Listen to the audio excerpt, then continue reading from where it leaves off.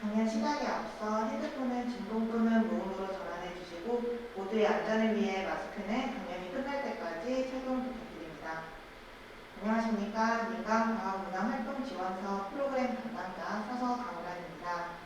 17일 오늘과 다가오는 22일 화요일 저녁 7시 탄소 중립을 주제로 두 분의 과학자를 만납니다. 오늘 강연자인 양현식 과학 커뮤니케이터는 한국과학차이재단 소속으로 활동 중이며 사이언스 버스킹팀 대한민국 1% 팀장으로도 활동하며 활발하게 과학의 즐거움을 전파하고 있습니다. 오늘은 환경오염의 해결 방안인 탄소 독립의 일환으로 가장 강력한 방안인 수소에너지에 대해 들려드리려고 합니다. 또 우리가 무심코 쓰던 전기에너지의 소중함을 생각하고 미래의 에너지에 대해 상상해보고자 합니다. 그럼 양현식 과학 커뮤니케이터님을 큰 박수로 맞아주시기 바랍니다. 안녕하세요. 저는 과학 커뮤니케이터 양현식입니다. 반갑습니다.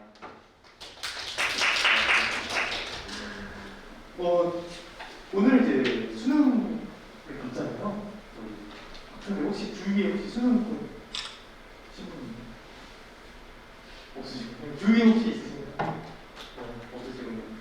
저도 제가 아는 동생이 이제 수능을 이번 오늘에 있는데 제가 항상 이제 강연을 할 때 강연하는 사실은 수능을 고등학생들이나 중학생들에서 강연을 많이 하고 있습니다.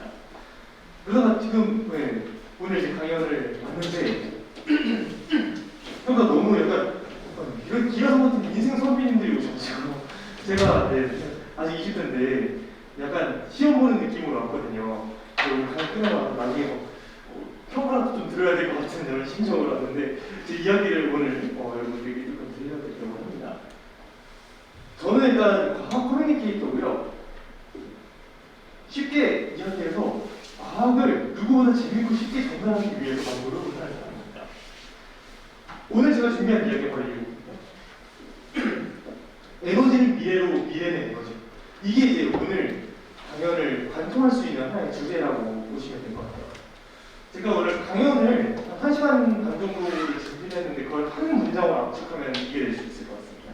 일단 말이 되게 멋있죠. 에너지는 미래로, 미래는 에너지. 굉장히 뭔가 반복법이 쓰인 멋있는 말인데 쉽게 이야기하자면 이 에너지는요. 우리가 쓰고 있는 전기 에너지도 있을 것이고요. 그죠? 가스도 에너지잖아요. 이런 에너지들이 미래로 발전하고 있습니다. 미래가 찾아오면 에너지도 발전하겠죠? 지금까지 계속 발전해왔고요. 그런데 밑에 문장이 좀 중요합니다. 미래는 에너지가 만들어진다. 우리가 미래에 대해서, 미래 상황에 대해서 이야기할 때 더 이상 에너지는 빼놓고 얘기할 수 없는 것 중에 하나가 있어요. 그래서 우리가 어떤 미래를 생각할 때 미래 에너지부터 먼저 생각을 해야 되는 위치까지 에너지가 아주 중요한 키워드로 올라왔습니다. 그래서 이 문장을 종합해보자면 에너지는 미래 에너지로 발전하고 그리고 미래는 현재 에너지가 결정합니다. 그렇게 서로가 서로를 만들어주는 그런 관계에 있다고 이야기를 드릴 수 있을 것 같아요. 그러면 제가 퀴즈 하나 드릴게요. 요 에너지는 미래로, 미래는 에너지로 이 명언을 처음으로 만드신 분이 계십니다. 여러분도 다 한 번쯤 들어봤을 만한 굉장히 대단하신 분이고요. 한번 맞춰보세요. 아무나. 없나요? 아, 좋습니다. 원래 이렇게 되면 이제 많은 사람들이 가장 많이 얘기하는 거 아인슈타인 나오고 테슬라, 에디슨, 스티브 잡스 등등 나오지만 죄송합니다. 양해식입니다. 제가 지어낸 말이고요. 오늘 강연을 하나로 퉁쳐보겠다라는 뜻을 좀 가져왔어요. 제가 강연 끝날 때 이 문장을 다시 한번 보여드리도록 하겠습니다. 그래서 이 부분은 빠르게 넘어갈게요. 저는 과학 두 번째 줄 중이에요. 과학 커뮤니케이터입니다. 제가 사실 좀 어린 나이에 과학 커뮤니케이터가 됐어요. 이제 주위에 활동하고 계시는 과학 커뮤니케이터 분들과 10살 정도 차이가 나거든요. 그래가지고 더 열심히 성장하고 노력하게 되는 과학 커뮤니케이터입니다. 마트는 제 이제 활동량이라고 보실 수 있을 것 같아요. 왜냐면 제가 이제 아이들, 초등학생들을 위한 이런 행사를 많이 하고 또 이런 교육 관련 산업에 많이 집중을 하고 있어서 그 아이들이 저를 부르는 이름이 바로 이겁니다. 마트. 전기 에너지의 단위라고 할 수 있을 것 같아요. 자, 제가 가장 먼저 보여드릴 질문이 이건데 What is energy? 에너지가 뭘까요, 여러분? 제가 고등학생 중심으로 강연을 많이 다닌다고 했었죠. 그때 이제 학생들이 항상 이렇게 많이 얘기해요. 에너지가 무엇일까라고 얘기하면 가장 먼저 나오는 게 힘 곱하기 거리래요. 네, 일은 에너지다. 그리고 그거에 관련된 공식을 쫙 다 모두가 그럼 다 끄덕끄덕하죠. 다 알고 있는 것들이니까, 다 이제 배우시는 분들이니까. 그렇지만요, 저는 이 다음 슬라이드가 나오면 그 학생들이 다 웃거든요. 이거죠, 에너지는. 다. 그죠? 네, 제가 오늘 이제 5시 반 정도에 왔는데, 생각보다 지금 밥 먹을 시간이 촉박한 것 같더라고요. 제가 원래 한 3시간 정도는 여유를 주는데, 1시간 반 일찍 와가지고, 밥 먹을 수 있을까? 했는데 바로 옆에 이제 국수집이 있더라고요. 거기서 맛있게 밥을 좀 먹고 왔습니다. 제가 오늘 목소리가 잠겨가지고 목소리가 안 나오는데 밥을 먹고 나니까 밥을 먹고 나니까 좀 낫더라고요. 이게 에너지죠, 결국에는. 무언가를 활력을 주고 움직일 수 있게 하는 이런 여러분들 머릿속에 이 에너지가 무엇인가가 잡혀 있어요. 에너지가 뭘까요? 활력을 주는 거, 그죠? 이게 여러분들 머릿속에 굳이 힘 곱하기 어떤 공식을 외우지 않아도요, 모두 알고 있습니다. 이런 밥 같은 에너지가 아니더라도 뭐 정신적 에너지도 있을 수 있겠죠. 술, 좋습니다. 네, 제가 만든 술이에요. 예쁘죠? 네, 저는 그래서 이제 술을 못 먹습니다. 목을 관리해야 돼서 술을 못 먹어요. 그래서 이제 저희는 더 이상 이런 거에서 에너지를 찾을 수가 없습니다. 그동안 제가 에너지를 찾아본 게 뭐였을 것 같나요? 저는 이제 상대적으로 나이가 많이 어린 편이잖아요. 게임이죠. 예, 게임을 했습니다. 최근에요. 게임을 하면 할수록 점점 더 이제 에너지가 없어지는 것 같은 느낌이 들더라고요. 네, 그래서 이제 게임도 이제 안 합니다. 이렇게 됐어요.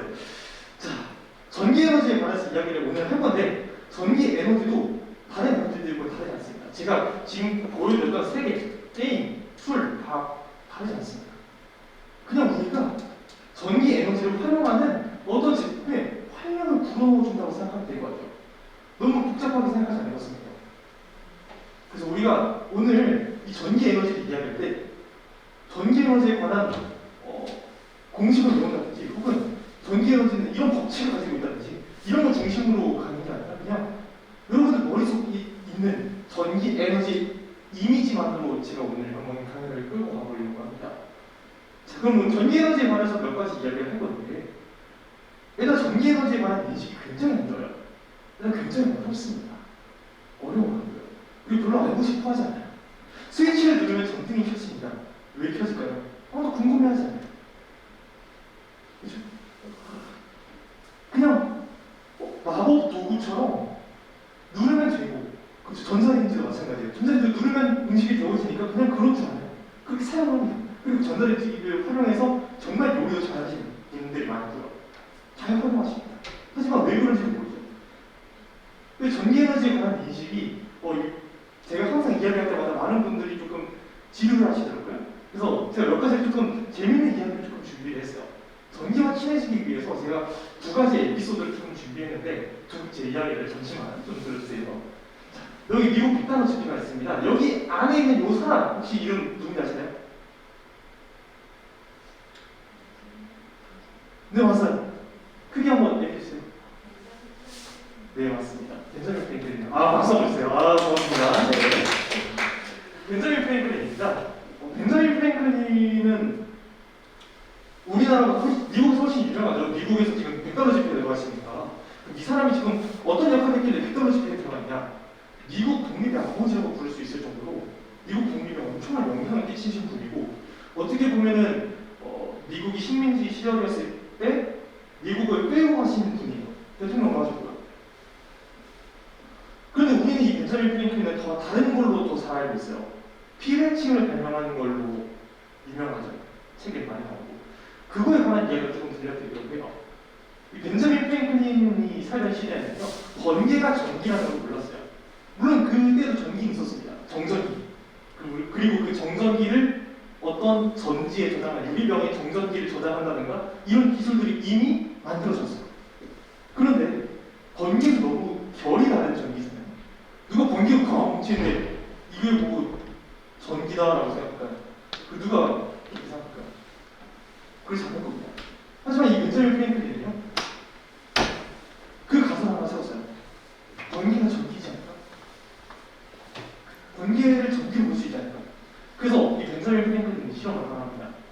어떻게 하냐? 처마 밑에 꼭 처마 밑이어야 해요. 연을 날립니다. 비가 오는 날, 폭풍우가 치는 날에 연을 날려요. 그러면 그 연에 만약에 번개가 칠 경우에 물에 다 젖어 있잖아요. 비가 내리다 보니까 끈이 다 물에 젖어 있잖아요. 그래서 전기가 다 통한단 말이에요.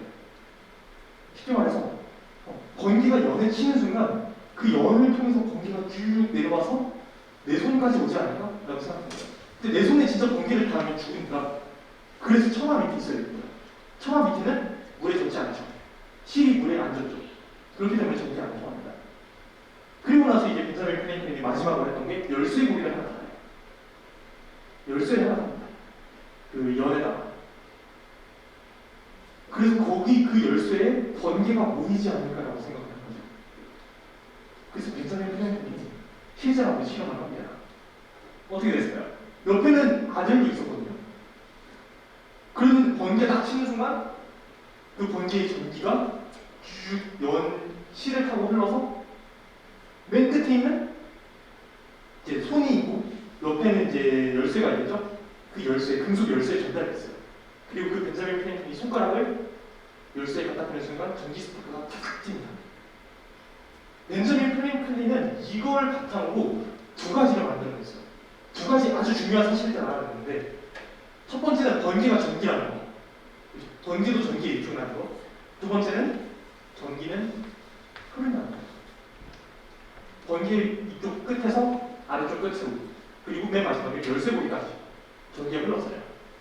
그래서 이 벤자민 프랭클린은 전기가 흐르기 시작하는 쪽이 있고 흘러서 도착하는 쪽이 있다고 생각했어요. 그래서 임의로 수학적 기호를 붙였어요. 플러스와 마이너스. 우리가 알고 있는 플러스 전기, 마이너스 전기. 자석의 N극, S극과 같은 역할을 하죠. 그래서 처음으로 제안을 한 겁니다. 나중에 더 발전하게 돼요. 이런 기술들이. 여기에 이제 한 가지 이제 이야기를 좀 덧붙이고 싶은 게 있는데요. 1년 후에 러시아에서 똑같은 시험을 합니다. 성공했을까요? 실패했을까요? 성공했어요. 그럼 성공한 거 어떻게 할 수 있느냐? 번개 맞아 죽었거든요. 벤자민 프랭클린은 그럼 왜 살아가느냐? 번개가 직접 연에 가서 부딪힌 게 아니라요. 번개가 연을 스쳐갔어요. 근데 하필 연이 근처에 있어서 번개로부터 살짝 튀어나온 전기 조각이라고 할까요? 나뭇가지라고 할까요? 거기에 걸린 거예요. 근데 그 러시아 박대는 정쪽으로 맞은 거죠, 번개. 아까 말했죠, 이렇게 아들을 데리고 있었다고요. 예상했을 거예요. 굉장한, 어떻게 보면 좀 상남자 같은 사람이죠. 이 사람의 포부는요, 여기서 안 끝났는데, 아까 이야기했듯이 미국 독립의 아버지라고 부를 정도로 미국 독립에 엄청난 기여를 하신 분이에요. 그러면은 이제 반대로 생각하면은 우리나라에서 그러니까 전 세계에서 안중근을 가장 싫어하는 나라가 어딜까요? 일본이겠죠. 이순신을 가장 싫어하는 나라는 일본이겠죠. 예. 벤자민 프랭클린이 가장 싫어하는 나라는 어디였을까요? 예, 영국이었습니다. 당시 이제 영국 왕 조지 3세였던 걸로 기억해요. 영국 왕이요. 이런 명령을 내립니다.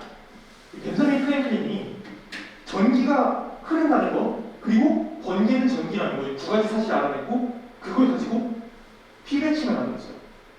쉽게 말해서, 빌딩 옆에다가 위로 많이 올려서, 전기줄을 위로 많이 올려서, 번개를 끌어들인 다음, 그거를 바닥으로 보는 걸 생각합니다. 빌딩에 전혀 닿지 않고요. 그게 피배침을 올리잖아요. 근데 이제 이 사람이 논문에 하나를 덧붙입니다. 뾰족한 피배침이 좋을까? 뭉툭한 피배침이 좋을까? 자, 번개를 잘 끌어들일수록 더 안전하고 좋은 피배침이잖아요. 더 성능 좋은 피배침이잖아요. 그러면은 뾰족한 게 더 번개를 잘 끌어들일까요? 뭉툭한 게 더 전기를 잘 끌어들일까요? 정답보다 말하기에 뾰족한 게 더 잘 끌어들입니다. 그걸 논문에 게재를 했어요. 그런데 이제 영국에서 벤자민 프랭클린이 굉장히 싫어한다고 했죠. 왕이 괜히 좀 신수를 보고 싶었나 봐요. 그래서 영국 왕립학회에다가 압박을 했습니다. 너 뭉툭한 피배침이 더 좋다는 연구 결과를 빨리 발표해라. 이렇게 압박을 넣었어요. 그리고 그때 당시에 굉장히 멋있는 말이 나왔는데 당시 영국 왕립학회 회장이었던 존 프링글이라는 사람이 이렇게 반론을 합니다. 아무리 폐허라도 자연의 법칙을 거스를 수 없습니다. 이렇게 얘기해요. 근데 여기까지 굉장히 멋있는 썰인데 하나도 웃긴 얘기가 있습니다. 이 사람 성격이 되게 화끈한 사람이잖아요. 아까 이야기했듯이요. 방금 이 사람이 그 소식을 들어버린 거예요. 벤저민 프랭클린. 그때 당시에 이제 영국에 어떤 메시지를 전달했냐면 그냥 영국에서는 뭉툭한 표대침을 썼으면 좋겠다. 이유가 심사했잖아요. 저런 왕은 번개를 맞아 죽는 게 사회에서 이렇기 때문이다. 라고 충격 발표를 해버립니다. 굉장히 화끈한 사람이죠. 여러분, 화끈한 과학자 벤저민 프랭클린에 관한 이야기를 하나 해봤고요. 자, 이번에는 이런 이야기를 한번 해보려고 해요. 우리가 전기하면 가장 먼저 떠올리는 것 중에 하나일 것 같아요. 전구랑 같이 얘가 제일 먼저 떠오를 것 같아요. 콘센트잖아요. 콘센트. 어떤 사람이요, 시험을 잘 못 봐도 오늘 수능이 있었어요. 그러면 인터넷 커뮤니티 같은 거 보면 이런 기록이 나옵니다. 행복해지는 비법을 찾았다. 그리고 포크를 들고 있어요. 그리고 사진이요. 포크를 들고 있는 사진이 왜 행복해지는 비법일까요? 뒤에 이게 보이는 거예요. 슬그머니. 나는 행복해질 거야. 그럼 당연히 여기다 포크를 꽂으면요 감전돼서 죽겠죠. 그렇죠? 그런 걸 이용한 유머인데 하나만 포크를 꼽으면 살까요? 어떻게 생각하세요? 하나만 꼽으면은 죽을까요? 살까요? 이건 확정입니다. 두 개 다 전기 선을 꽂아버리면요, 네, 감전됩니다. 220V. 하나만 꽂으면 어떻게 됩니까? 한번 조사를 한번 해볼게요. 하나 꽂으면 감전될 것 같다. 하나만 해도 두 분 계시고요. 나머지는 모두 두 개 다 있어야만 감전될 것 같나요? 케이스 바이 케이스입니다. 결론. 자, 이 두 개, 왜 두 개인지 알아요? 하나는요, 어디 있냐면요, 아까 벤저민 프랭클린이 말한 피레침이랑 똑같은 원리예요. 220V를 사용하죠, 우리는.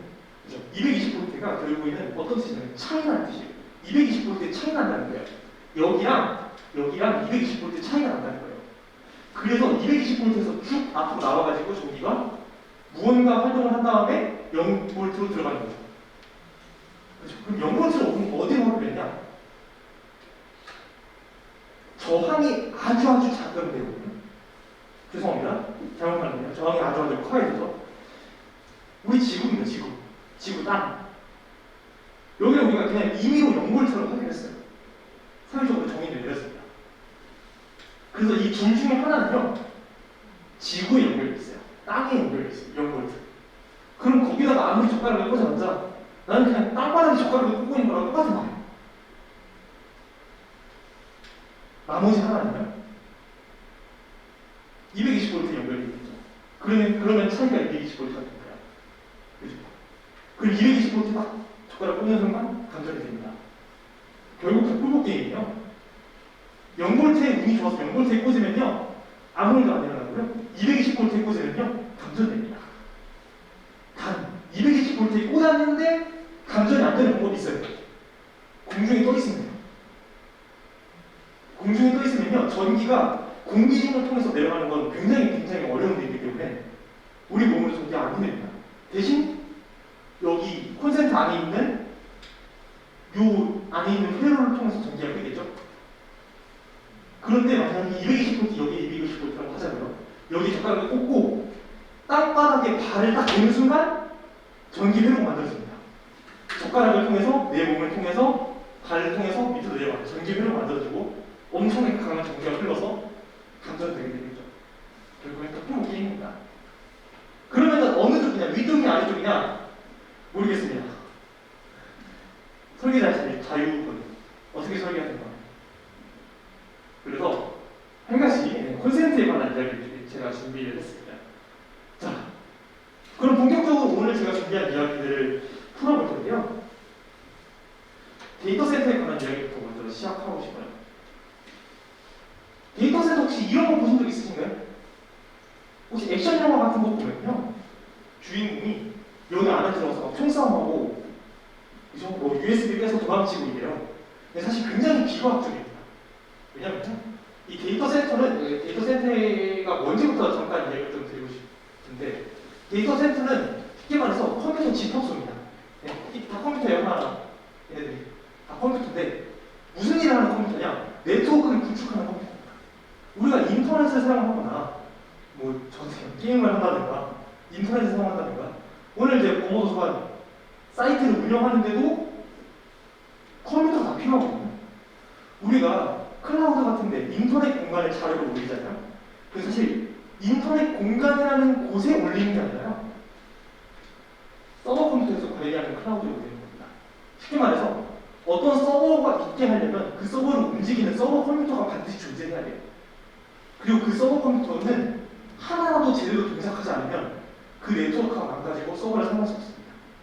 쉽게 말해서 여기 컴퓨터 중 하나를 고장내는 순간 수십 개의 홈페이지가 다운되고 수십 개의 인터넷이 다운될 거예요. 전력망도 당연히 다운되겠죠. 그러니까 다 같이 모아서 한 번에 관리하기 쉽게 하자라는 의미로 이 모든 컴퓨터들을 한 곳에다 모았어요. 그래서 한 번에 관리하고 있어요. 이게 바로 데이터 센터입니다.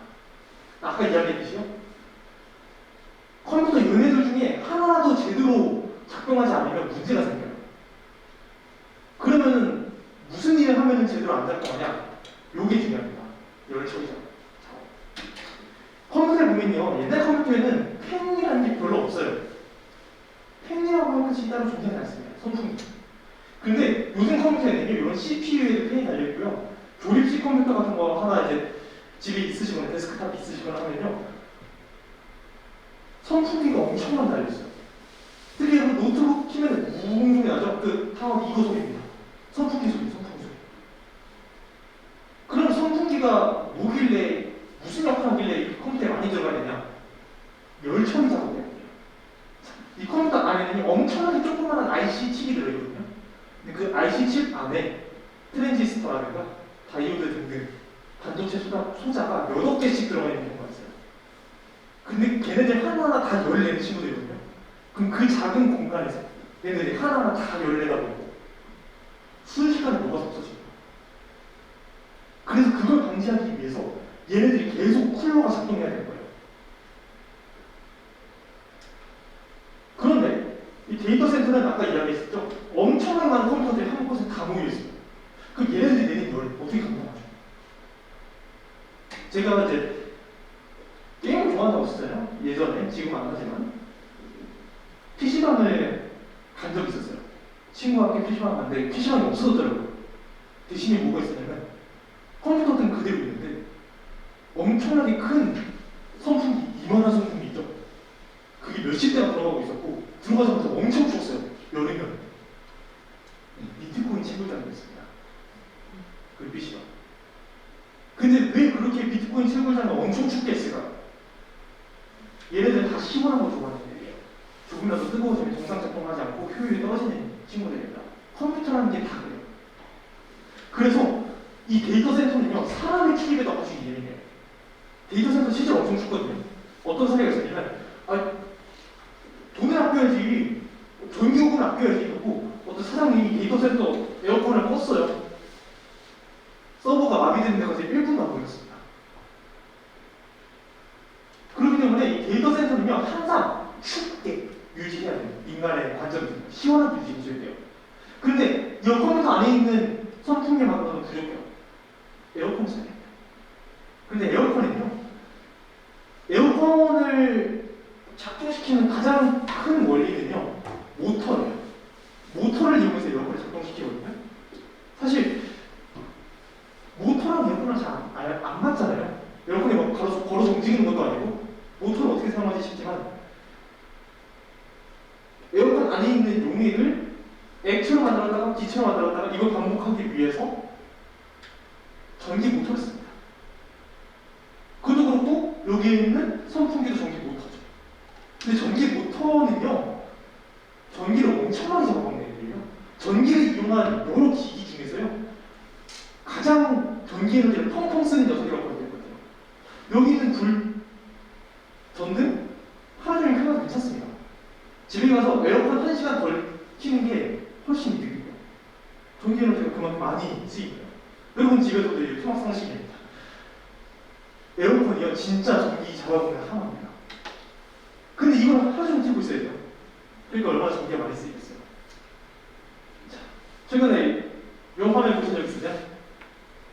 네, 최근에 카카오톡 데이터 센터가 마비가 되어가지고 사용 못하겠죠? 근데 친구들은 다 이거 카카오톡 안 돼가지고 너무 불편했대요. 근데 저는 너무 기분이 좋았어요. 소재를 얻었잖아요. 네, 데이터 센터의 중요성을 알려줄 소재를 얻었어요. 데이터 센터가 하루도 24시간도 작동하지 않지 않죠. 24시간 동안 데이터 센터가 멈춰 있는 것도 아니고 겨우 몇 시간 동안 데이터 센터가 멈춰 있었는데 엄청나게 큰 손해를 봤어요. 특히 저 같은 경우에는 초등학생 대상으로 인강 수업을 하는데 카카오톡을 사용해야 되거든요. 갑자기 안 돼가지고 난리가 난 적이 있었어요. 네, 그래서 데이터 센터는요 없어서는 안 되는 존재예요. 지금 현재죠. 근데 앞으로 미래 보면은 앞으로 미래 한 50년 후, 60년 후 한번 상상해볼까요? 데이터 센터가 더 필요해질까요? 아니면 데이터 센터가 필요 없어질까요? 둘 중 하나겠죠? 아니면 지금처럼 그대로 그 입지를 유지하던가요? 저는 이거 말씀드린 다음에 정답을 공개하도록 하겠습니다. 자, 50년 후, 60년 후에는요, 우리 생활이 많이 바뀔 거예요. 스마트 시티가 도래할 거거든요. 지금 이 도시 대구도 스마트 시티화를 진행 중이라고 들었어요. 아니, 제가 기차에서 내리니까 바로 앞에 있거든요. 스마트 시티를 선도하는 어쩌고저쩌고 있던데요. 스마트 시티는 그럼 뭐냐? 쉽게 말해서 모든 것이 연결되는 세상이라고 보시면 될 것 같아요. 지금 우리 집에 히터를 켜거나 보일러 켜거나 할 수 있습니다. 휴대폰으로.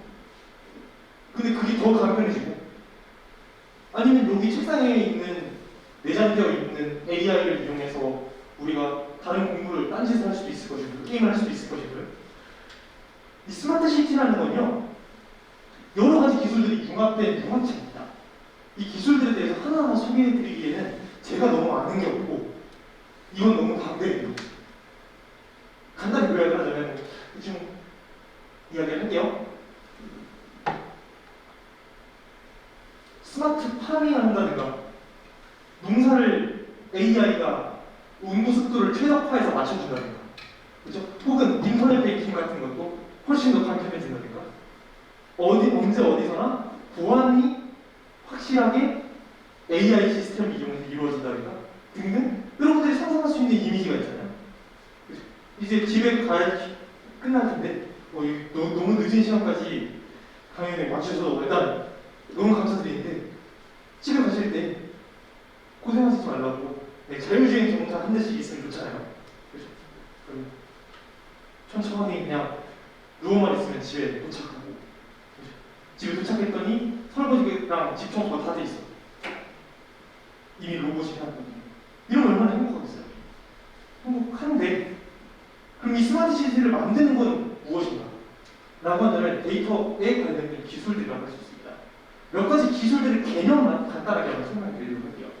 자, 서울의 모습입니다. 프랭강인데 여기 주위에 차들도 다니고 있고 사람도 다니고 있어요. 그죠? 여기 불빛 들려 보이고요. 이런 것들 하나하나에 다 데이터가 있습니다.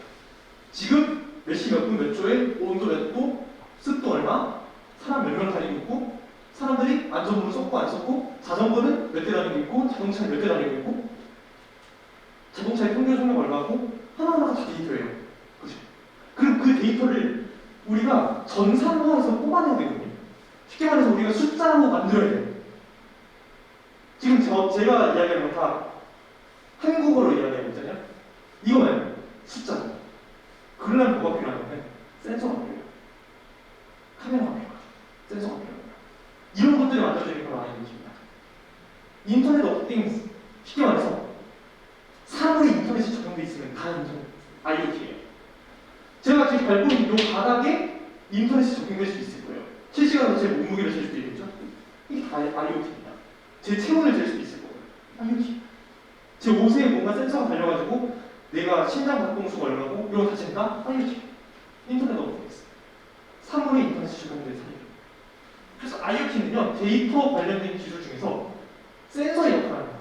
뽑아내는 거예요. 데이터를 추출해내는 것이고, 쉽게 말해서 데이터라는 것이 실체가 있는 것은 아니지만 실체라고 친다면, 공이라고 친다면 공을 만들어내는 거예요. 그런 역할을 하는 겁니다. 자, 그럼 이거 저장할 공간이 필요하죠. 그게 바로 클라우드입니다. 클라우드는 구름이잖아요. 그죠?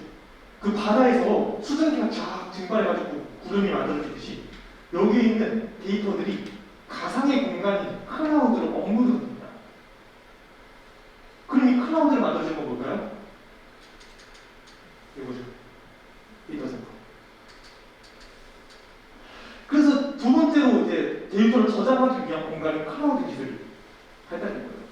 그러면 엄청나게 많은 데이터들이 클라우드 계속 업로드, 여기서도 업로드, 저기서도 업로드 계속 하다 보면 엄청나게 많은 데이터가 쌓이겠네요. 그 자체를 우리가 빅데이터입니다. 그럼 만약에 엄청나게 많은 데이터들이 쌓이면요, 이 데이터들을 가지고 우리가 판단할 수 있죠. 그렇죠? 예를 들어볼까요? 색이 노란색이다. 생명체다. 육상 생명체다. 목이 굉장히 길다. 점박이가 있네. 혀가 굉장히 기네. 눈이 크네. 이 많은 정보들을 다 조합하면 새로운 정보를 알아낼 수 있죠. 그죠? 우리는 판단이라고 할 수 있잖아요. 이 동물은 뭔가요? 기린이죠. 그죠? 이런 식으로 우리는 2차적인 판단을, 새로운 판단을 만들어낼 수 있게 돼요. 그게 AI의 기본 원리입니다. 빅데이터를 기반으로, 데이터를 기반으로 판단을 내리는 거예요. 너무도 간단한 이야기를 좀 드리고 있는 겁니다. AI에 관해서 이야기하려면 엄청나게 더 많은 것에 대해서 이야기를 해야 되는데, 그냥 간단하게 한 문장으로 정리하자면 데이터를 기반으로 판단을 내리는 체계예요. AI. 그리고 이 모든 것을 우리가 쉽고 간편하게 조작할 수 있게, 직관적으로 조작할 수 있게 만들어주는 기술이 뭐가 있습니다. 이런 것들 과학자만 다루는 게 아니라, 데이터 사이언티스트만 다루는 게 아니라, 우리 일반 사람들이 접근성이 좋게, 일반 사람들이 쉽게 접근해서 쉽게 조절할 수 있게 만들어주는 기술이 모바일 기술이라고 볼 수 있을 것 같아요. 이 5가지 기술이 데이터를 이용한 핵심 기술이라 스마트 시티를 만들어주는 아주 중요한 5가지 핵심 기술입니다. 자, 이 5가지 기술의 핵심적인 부품에는요, 데이터가 있어요. 다 데이터 가지고 노는 애들이에요. 데이터를 뽑았고, 올리고, 모아서 판단을 내리는 데 사용하고, 이거를 조절하는 것까지. 이 5가지 기술들이 모두 데이터를 가지고 장난치는 기술들이거든요. 그럼 그 데이터들을 저장하고, 처리하고, 유통하는 기술이 필요해요. 기술이라기보다는 체계죠. 데이터를 처리하고 유통하는 하나의 심장 같은 역할을 해주기 필요해요. 이게 바로 데이터 센터입니다. 데이터에 관한 업무를 처리하는 곳이에요. 그래서 우리 몸으로 비유하자면요, 얘네들 하나하나가 우리 몸의 장기라고 보시면 될 것 같아요. 이거 이제 바로 심장이죠. 데이터 센터가. 그래서 데이터는 그럼 무엇이냐? 이 사이에 왔다 갔다 하면서 필요할 때 필요한 데이터를 전달해주는 혈액이라고 보시면 될 것 같아요. 데이터를 우리 몸의 혈액이라고 본다면 데이터 센터는요, 우리 몸의 심장 같은 느낌입니다. 심장이 멈추는 사람이 어떻게 되죠? 죽죠? 어떻게 죽나요? 심장이 멈추면 우리 몸의 곳곳에 혈액을 전달할 수가 없거든요. 그럼 우리 몸은 산소와 에너지를 잘 받지 못하고 점점 기능을 잃어가고 마비가 됩니다. 그리고 나중에는 뇌가 충분한 에너지를 받지 못해서 뇌사 상태에 이르게 되죠. 그게 바로 죽음입니다. 똑같아요. 데이터 센터가 1초라도 작동하지 않으면 다 작동할 수 없습니다. 데이터 처리, 유통 등등 필요할 때 필요한 데이터를 전달하지 못하니까 얘네들이 작동할 수 없는 거예요. 왜냐면 지금 스마트 시티에서 사용되고 있는 모든 기술들은 데이터를 기반으로 움직이는 기술들이니까요. 스마트 시티는 데이터를 원동력으로 해서 움직입니다. 그거를 계속 돌려주지 못하면 스마트 시티는 절대 안정적으로 존재할 수 없어요. 그래서 데이터 센터는요, 멈추면 안 됩니다. 1년 내내 1초도 멈추지 않고 계속해서 데이터를 처리해야 됩니다. 근데 그러려면 엄청나게 많은 컴퓨터들이 동시에 돌아가야 되니까 당연히 전기를 많이 쓰겠죠? 하지만 그것도 더 많이 쓰는 게 있죠? 에어컨이죠. 그 컴퓨터를 잘 돌아가게 하기 위한 에어컨, 냉방시설, 보안시설도 있어요. 소방시설도 있어야겠죠. 비상발전기도 있어야 됩니다. 이런 것들 유지하는데 모두 다 전기 전기가 되었어요. 결국에 데이터 센터는요, 전기가 없는 하나입니다. 앞으로 갈수록 더 그렇게 될 거예요. 중국의 스마트 시티화를 선도하고 있는 기업이 있는데 화웨이라고 혹시 들어보셨나요? 네, 화웨이 기업 회장이 실제로 한 말입니다. 데이터 센터가요, 30년 후에는 13% 정도의 전기를 먹어치울 것이다. 전 세계에. 사실 엄청난 얘기예요. 그래서 우리가 데이터 센터가 전기를 많이 먹는다는 것까지 알았어요. 근데 이거는 더 심각한 문제가 있습니다. 전기 에너지가 단순히 많이 필요한 게 아니에요. 전기 에너지는요, 의존성이 강하게 되면 더 문제가 됩니다. 단순히 죄송합니다. 이 데이터 센터가 전기 에너지를 많이 사용하는 게 문제가 아니에요. 이거 많이 생산하면 되죠. 근데 우리는 전기 에너지 없이 아무것도 못하는 존재가 되어가고 있는 거예요. 앞으로요. 예를 들어 볼까요? 지금 당장 갑자기 지진이 났어요. 어떻게 해야 되죠? 네, 책상 위로 숨어야죠. 그죠? 그리고 나서 지진이 멈추면 물통에서 나가서 최대한 넓은 곳으로 가야 됩니다. 그죠? 넓은 공간으로. 자, 50년이 지났어요. 지진이 났어요. 책상 밑으로 숨었어요. 지진이 멈췄어요? 그럼 이제 나가야죠? 근데 문이 잡은 문이에요. 전기 시스템이 망하게 됐어요. 그럼 우리는 어떻게 나가죠? 우리 삶의 모든 곳에 앞으로 정보 기술이 다 적용될 거예요. 그게 스마트 시티화입니다. 제 4차 산업혁명이라고 부를 거예요. 그런데 그 말은 즉 우리는 전기 에너지 없이 아무것도 못하는 바보가 되어가고 있다는 거예요. 그래서 우리가 더욱 전기 에너지를 단순히 많이 생산해야 되는 게 아니라 많이 안정적으로 생산해야 됩니다. 그 어떤 상황에서도 전기 에너지를 잘 전달할 수 있게. 그러려면 또 한 가지 문제가 더 생깁니다. 지금 전기 에너지를 많이 생산할 수 있고 안정적으로 생산할 수 있어요. 엄청나게 많이 생산합니다. 그래서 남는 전기가 엄청나게 많을 만큼 쏟아부은 거예요. 그럴 수가 없습니다. 현실적으로. 첫 번째는 비용 문제고 두 번째는 이거거든요. 기후변화. 자, 제가 가져온 건 이제 RCP 시나리오라는 시나리오인데 요 밑에 있는 파란색이 자연만 계산했을 때 이렇게 온도가 지구의 온도가 이 정도가 될 것이다 라는 예측이고요. 요거는 인간 활동과 자연 활동을 합친 거예요. 인간 활동만 들어가고 더 이렇게 가파릅니다. 지구 온난화가 계속 일어나고 있고 지구는 계속 더워지고 있어요. 근데 이거는 피할 수 없어요. 어쩔 수 없는 거예요. 우리는 기후에 대해 아는 게 사실 엄청나게 적거든요. 그렇기 때문에 이거에 반대가 나오는 시나리오도 분명 존재해요. 인간이 환경에 아무런 영향을 미치지 못한다는 연구 결과도 당연히 존재합니다. 그럼 그거는 거짓말이냐? 아니에요. 거짓말 아닙니다. 실제로 과학적으로 연구한 결과가 나온 거예요. 그럼 우리는 딜레마에 빠지죠. 똑같이 연구를 했는데 시나리오가 너무 다르게 나와요. 왜 그러냐? 쉽게 말하면 우리가 아는 게 아무것도 없기 때문입니다. 지구의 기후에 대해 인간이 연구한 것이 그렇게 많지도 않고요. 오래되지도 않았고 최근 연구를 시작한 거예요. 비교적 최근에 연구를 시작한 분야거든요. 기후는.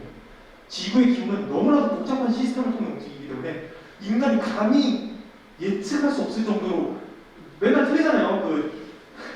기상청 맨날 틀리잖아요. 그죠? 기상도 못 맞추는데 기상은 매일매일의 기후인데 그것도 못 맞추는데 기후? 물론 기후는 예상할 수 있긴 합니다. 기후는 굉장히 오랜 기간 동안 몇 천만 년 동안 변하는 기상들을 다 합쳐서 기후가 만들어집니다. 그렇지만 이 기후에 어떤 것들이 들어가 있는지 하나하나 따져보는 건 불가능에 가까워요. 그렇지만 우리는 이런 생각을 좀 할 수 있을 것 같아요. 화재 경보기 이론이라는 게 있습니다. 혹시 들어보셨나요? 자, 여기는 화재 경보기가 있겠죠? 그죠? 근데 처음에 이 범호 도서관을 지을 때 화재가 날 확률이 몇 퍼센트 정도 예상했을까요? 화재가 날 확률이 있을까요? 이분들이? 그렇죠. 거의 없겠죠. 근데 모든 건물에 다 화재 경보기가 들어가 있어요. 왜냐? 한 번 화재가 났을 때 화재 경보기가 없으면 엄청나게 많은 손해를 껴안아야 하잖아요. 그래서 모든 건물에 화재 경보기를 붙여놓는 겁니다. 혹시 모릅니다. 비슷한 말을 하는 사람이 있는데 기후변화도 마찬가지예요.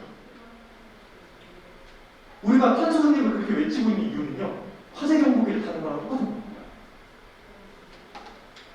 사람들이 이거의 결과도 나오고 있고 반대의 결과도 나오고 있어요. 그렇지만 우리가 이거에만 집중하는 이유는 뭘까요? 이거에 집중하는 게 나중에 100년, 1000년, 만년을 봤을 때 인류가 더 잘 살 수 있는 길이라는 거예요. 혹시 모르는 걸 조심하는 거예요. 자, 그럼 기후변화가 어떻게 무서운지 한번 보도록 하겠습니다. 옛날 사진, 옛날 지구의 사진이에요. 좀 다르게 생겼죠? 네, 대륙이 하나만 다 뭉쳐져 있어요. 이 대륙의 이름 혹시 아시나요? 들어보신 적 있으시죠? 판게아. 네, 초대륙입니다. 엄청나게 큰 대륙이었어요. 자, 여기 친구들이 애기들이 좋아하는 캐릭터가 나왔습니다. 악당인데 간단하게 소개해드리자면 우주의 인구가 너무 많대요. 그래서 전 인구의 50%를 삭제를 시켜버렸어요. 이 악당이 어마무시하게 악랄한 사람이죠. 근데 이 판게아라는 녀석은요 80%를 멸종시켰고 최대 98%까지 멸종시켰을 것이라고 예측하고 있어요. 중요한 건 모든 생물의 98%가 죽은 게 아니에요. 아예 씨가 말라가지고 번식도 못하게 되는 생물이 98%인 거예요. 실제로 더 심각하다는 거죠. 그런데 이 판게아가요 이렇게 많은 생물들을 죽일 수 있었던 이유가 기후변화였어요. 왜냐면은 엄청나게 많은 대륙들이 하나로 이렇게 뭉쳐버리니까요. 해류가 흐름이 이상해지고 바람이 흐름이 이상해지고 쉽게 말해서 가장 쉽게 말하자면 가장 직관적으로 말하자면 갯벌에는 뭐가 살아요? 개, 조개 살죠? 그죠? 밀림에는요 원숭이, 새 살고 있죠? 북극에는요 북극곰 살고 있죠? 남극에는요 펭귄 살고 있죠? 네, 한 곳에 모아두고 너네 잘 살아봐? 잘 살까요? 네, 다 죽습니다. 바로 그거예요. 엄청나게 급격한 기후변화가 일어나면서 엄청나게 많은 생물들이 다 멸종하게 돼요. 이때 우리가 페르미 대멸종이라고 부릅니다. 기후변화는요 앞으로 막을 수 없어요. 기후변화는 지금까지 계속 이어왔고 인간이 없었을 때도 기후변화는 계속 이어왔어요. 태양 활동의 변화도 있을 것이고 지구 자전축도 변하고 있거든요. 이것도 당연히 있을 것이고 지구가 태양을 공전하는 궤도도 계속 달라지고 있어요. 그거에 따라 기후변화는 계속 달라집니다. 기후는 계속 달라질 거예요. 앞으로도. 우리가 기후변화를 막기 위해서 이러고 있는 게 아닙니다. 기후변화를 늦추기 위해서 우리가 노력하고 있는 거예요. 지금의 기후변화는 비정상적으로 빠르다는 거예요. 페르미 대멸종과 비슷할 정도로 빠른 겁니다. 그래서 우리가 탄소 중립에 그렇게 열망하는 이유입니다. 생태계가 기후변화에 적응할 수 있는 시간을 번다는 거예요. 만약에 기후변화가 생태계가 적응하기도 전에 기후변화가 너무 빠르게 일어나면요 많은 생물들이 아까 페르미 대멸종에 있었던 것처럼 죽겠죠? 인간은 멸종할까요? 저는 사실 멸종하지 않을 것 같아요. 그죠? 근데 그건 2차적인 문제를 생각할 겁니다. 자, 이 세상에 식물들이 몇 가지 있을까요? 엄청나게 많습니다. 그 중에 인간이 먹을 수 있는 식물이요 극히 일부. 동물은 더 심해요. 이 세상에 엄청나게 많은 동물들이 있지만 인간이 먹을 수 있는 동물은 가축은 엄청 적죠. 그럼 여기 생각해볼까요? 98% 안에 인간이 안 들을 것 같아요. 제 생각에. 근데 소는 들어갈까요? 돼지는? 닭은? 들어갈까요? 꿀벌은? 갑자기 꿀벌이 왜 나오지? 꿀벌은요 식물의 수분을 담당해주는 아주 중요한 친구거든요. 꿀벌이 멸종하면요 엄청나게 많은 식물들이 다 줄로 서갑니다. 그럼 어떻게 되죠? 식물은 먹이사슬 굉장히 아래에 있는 데잖아요. 다 식물들이 멸종해버리면 어떤 일이 벌어지죠? 그 위로부터 차례대로 하나씩 붕괴되겠죠. 지금까지 5번의 대멸종이 있었는데 그 5번의 대멸종에 신기한 특징이 있습니다. 먹이사슬의 1인자는 항상 바뀌어왔어요. 가장 최근에 일어난 대멸종에서 먹이사슬 1인자는 파충류에서 포유를 바뀌었습니다.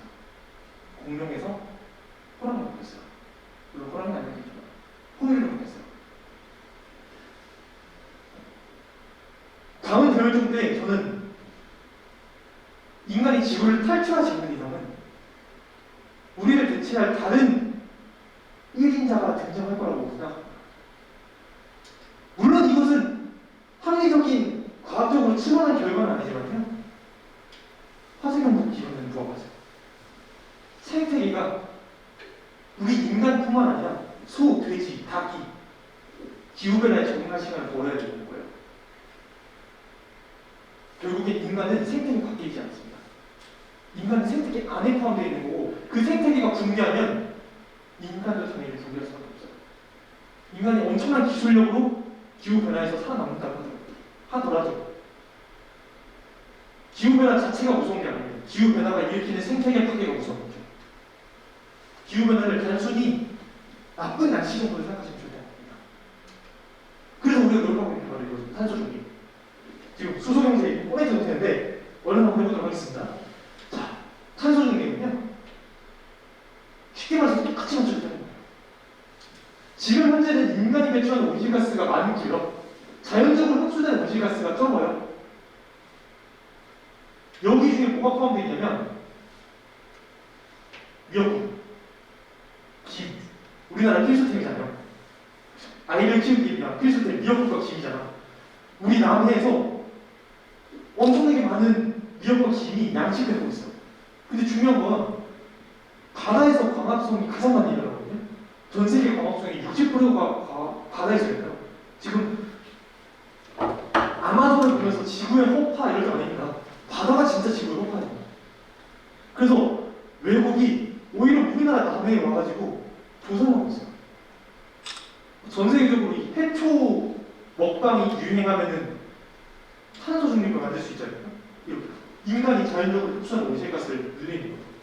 자연적으로 흡수되는 온실가스 가장 많은 부분을 차지하는 것 중에 하나가 이제 광합성, CCUS 기술. 나중에 이야기를 더 드릴게요. 이런 것들이 있는데 여튼 중요한 건 인간이 배출하는 온실가스와 자연적으로 흡수되는 나가는 거랑 들어가는 거랑 똑같이 많다는 거죠. 나가는 게 훨씬 많아요. 그럼 요만큼의 차이가 생기죠. 이만큼의 차이만큼 계속 온실가스 농도가 계속 증가할 거예요. 그러면 지금 계속 떨어지겠죠. 이거 막기 위해서 어떻게 해야 되죠? 똑같이 맞춰야 됩니다.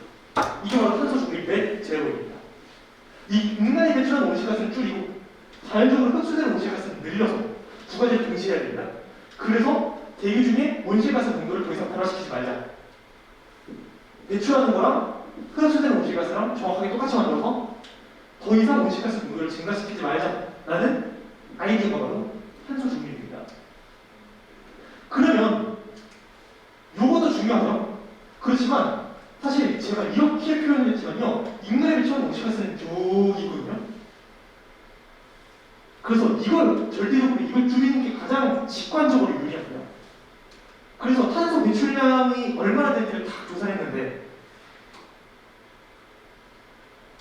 자질구레한 것은 볼 필요 없고요.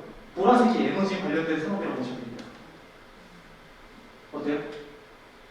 에너지를 생산하고 에너지를 유통하고 우리가 에너지를 사용하는 데까지 엄청나게 많은 온실가스가 배출되고 있어요. 여기에 당연히 데이터 센터도 포함입니다.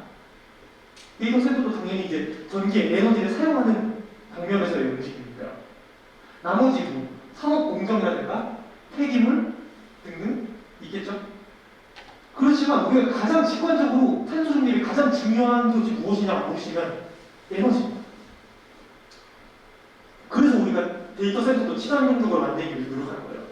아까 이야기했었죠. 데이터 센터는 춥게 만들어야 돼요. 시원하게 만들어야 되고 에어컨을 24시간 1년 내내 계속 틀어야 됩니다. 힘들겠죠. 전기 요금도 엄청 많이 나고 전기를 엄청 많이 사먹죠. 그럼 이렇게 생각해보는 거 어때요? 남극에다 지금 돼요. 그죠? 마이크로소프트가 실제로 한 건데 2015년에 이 데이터 센터를 만들어서 바다에 빠뜨렸어요. 바다 굉장히 춥습니다. 생각보다. 바다에 빠뜨렸습니다. 그리고 2020년에 꺼냈어요. 이 데이터 센터가 제대로 작동했을까요? 어떨 것 같아요? 구독과 노래를 해주세요. 안 됐을 것 같아요? 제대로 작동했습니다. 그 어떤 데이터 센터보다 잘 작동했어요. 고장이 엄청 떨었어요. 그 이유는 뭘까요? 아무도 안 보는 거죠. 주기적으로 사람이 들어가가지고 관리를 해줘야 돼요. 데이터 센터는. 근데 아까 얘기했죠. 사람의 출입에도 데이터 센터는 예민하다고요. 얘는 바닷속에 그냥 내버려뒀어요. 아무것도 영향을 끼치지 않았어요. 그럼 때문에 그냥 가만히 냅둔 얘가 더 효율이 높았던 거예요. 또 남극에다가 짓는 회사도 있고 북극에다 짓는 회사도 있고 혹은 바닷속에 이렇게 빠뜨리는 회사도 있고 다른 방법으로 친환경적으로 데이터 센터를 만들기 위해서 많은 회사들이 노력하고 있습니다. 자, 그럼 회사들이 하고 있는 건 어떻습니까? 이제 정책적으로 뭘 하고 있는지 소개를 잠깐 해드릴게요. 우리나라가 선정한 탄소 중립 10대 신기술입니다. 대부분이 에너지에 관련된 기술이에요. CCUS 기술이랑 산업 저탄소화 기술을 제외하고는 다 에너지 관련된 기술이라고 보시면 됩니다. 특히 이 디지털 기술, AI가 최고 효율을 찾아줄 거야. 이게 무슨 말이냐면 데이터 센터 관련된 이야기예요. 데이터 센터를 사람이 계속 관리해야 된다고 했잖아요. 그죠? 예를 들면 이런 거죠. 16도에서 이 데이터 센터가 가장 잘 작동한다고 해봅시다. 인간이 만약에 이걸 다루게 되면 잘 모르니까 14도, 13도 이렇게 맞출 거예요. 그러면 더 많은 적이 있겠죠. 그렇지만 AI의 경우는 어떤 온도, 어떤 습도, 어떤 환경에서 데이터 센터가 가장 잘 효율적으로 작동한다는 것을 데이터화할 수 있어요. 그럼 가장 적절한 온도, 가장 적절한 습도를 맞추겠죠. 데이터 센터가 잘 돌아가면서도 동시에 최대한 전기 아낄 수 있는 방식으로. 이런 방식으로 우리나라는 2045년까지였던 걸로 기억해요. 그때까지 이 데이터 센터의 효율이라고 하긴 조금 애매하지만 데이터 센터의 전기 사용량은 20% 감축한다고 하겠습니다. 사실 엄청난 수치입니다. 나머지 기술에 대해서도 살펴볼 건데 저는 이번에는 에너지 관련된 기술을 몇 가지만 엿보도록 할게요. 신기한 기술이 하나 있어가지고 여러분들께 좀 소개를 드리고 싶어서 가져왔어요. 에너지 하베스팅입니다. 에너지를 수확하는 개념이에요. 에너지를 수확한다는 게 무슨 뜻이냐면요. 수확은 티끌모아 계산이잖아요. 그죠? 한 번에 뭐 노다지처럼 다이아몬드를 주워가지고 파는 게 아니라요. 엄청나게 넓은 밭에서 그죠?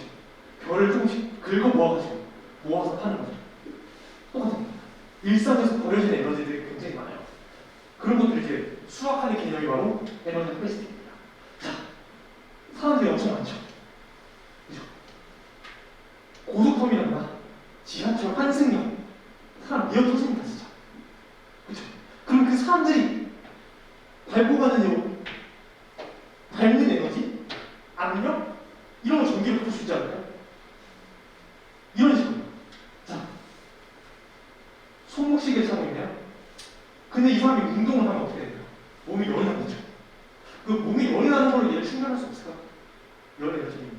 또 더러운 얘기해서 죄송합니다. 변기물이 내려가는 에너지도 전기로 바꿀 수 있어요. 이런 식으로 굉장히 엉뚱한 생각 같기도 하지만 우리 일상에서 버려지는 에너지를 하나하나 모아가지고 전기 에너지를 바꿀 수 있지 않을까 하는 움직임이 많이 만들어지고 있어요. 그 기술 대표적인 4가지를 한번 소개해드리도록 하겠습니다. 앞전소자 기술입니다.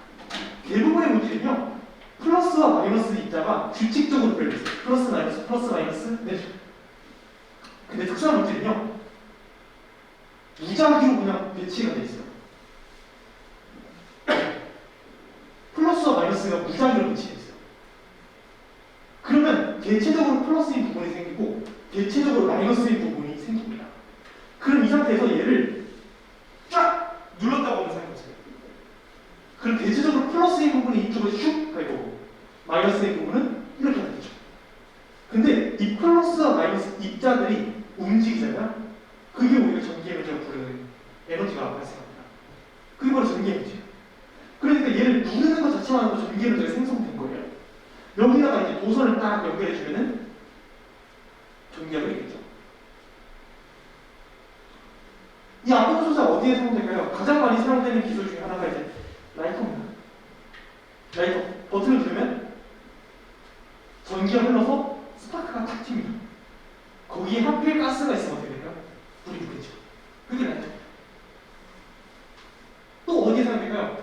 애기들 신발 있잖아요. 밟으면 막 노래 나오면서 반짝반짝 하는 거. 그것도 압력소자예요. 브라질에는 이런 일도 있어요. 축구를 되게 좋아하잖아요, 브라질. 아이들도 축구 되게 좋아하거든요. 빈민촌 아이들이 전기를 못 씁니다. 그래서 어떤 방식으로 말하냐면 축구장을 만들어요. 빈민촌 아이들이 축구를 거기서 열심히 하잖아요. 근데 바닥에 안 꽂아주는 거야. 그래서 그 전기 만들어서 밤에 가로등을 켜는 거예요. 아이들도 놀고 전기도 공급하고 일석이조죠. 자, 두 번째는 열전도사 기술이 뭐입니다. 얘는 열을 전기로 바꿔주는 기술이에요. 자, 이걸 이해하려면 반도체에 대해서 간단한 설명이 필요한데 정말 쉽게 설명해 드릴게요. N형 반도체는요, 쉽게 말해서 계란판 39짜리 계란판이 있어요. 그런데 거기에 계란을 32개 정도 넣은 거예요. 32개? 31개 정도 계란을 넣은 거예요.